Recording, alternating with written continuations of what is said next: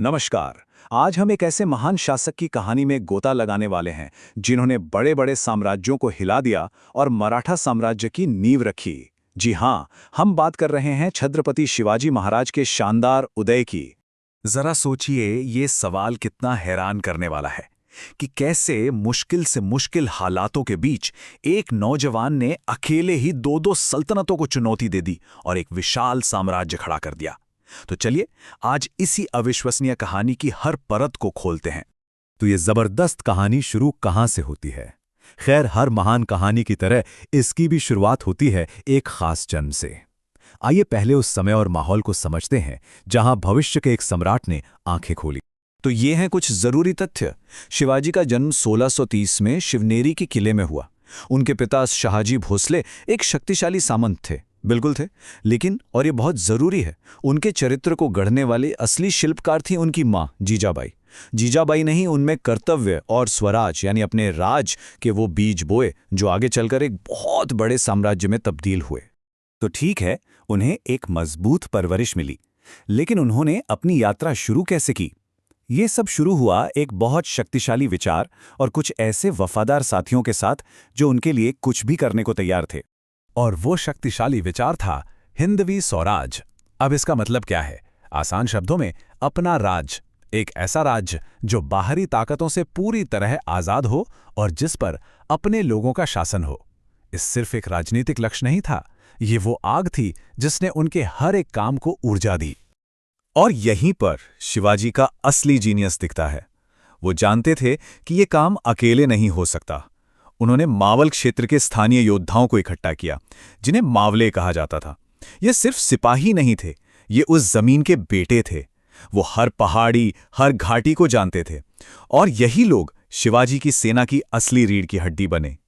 ठीक है, तो अब उनके पास एक वफादार सेना है। अगला कदम क्या था? किले। शिवाजी ने एक के बाद एक किलों को जीतने का एक शानदार अभियान शुरू किया। और उनकी रणनीति सुनने में बहुत आसान, लेकिन थी बहुत ही ज्यादा असरदार। चलिए उनकी शुरुआती रणनीति को 3 आसान स्टेप्स में समझते हैं। पहला, मावलों को संगठित करना हो गया। दूसरा, कमजोरियों पर हमला करना। उन्होंने बीजापुर सल्तनत के उन किलों को निशाना बनाया जो रणनीतिक रूप से अहम थे। और तीसरा, उनका मास्टर स्ट्रोक, गुरिल्ला युद्ध नीति, मतलब पहाड़ी इलाकों का फायदा उठाकर तेजी से हमला करो और गायब हो जाओ। इस हिट एंड रन टैक्टिक ने उनकी छोटी सी सेना को बड़ी बड़ी फौजों के लिए एक बुरे सपने जैसा बना दिया था। और ये तरकीब काम कर गई।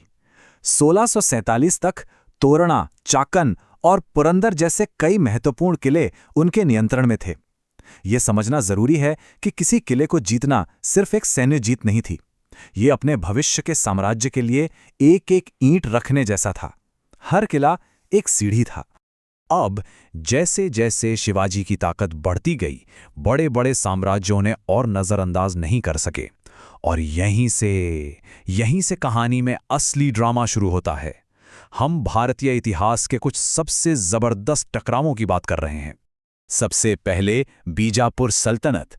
वो तंग आ चुके थे, तो उन्होंने अपने सबसे खूंखार सेनापति अफजल खान को एक विशाल सेना के साथ भेजा। आदेश सीधा था, शिवाजी को खत्म करो। और यहीं हमें शिवाजी की दूरदर्शिता का सबूत मिलता है। एक मुलाकात तय हुई। अफजल खान, जो अपनी धोखेबाजी के लिए जाना जाता था, ने उन पर हमला करने की कोशिश की, लेकिन शिवाजी एक कदम आगे थे।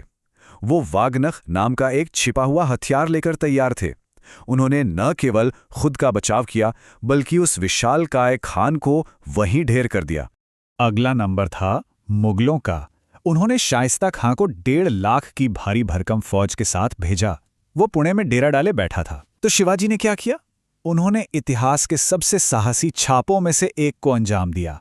सिर्फ लगभग 350 मावलों के साथ उन्होंने रात में कैंप में घुसपैठ की, खुद शाइस्ता खां पर हमला किया और पूरी तरह से भगदड़ मचा दी।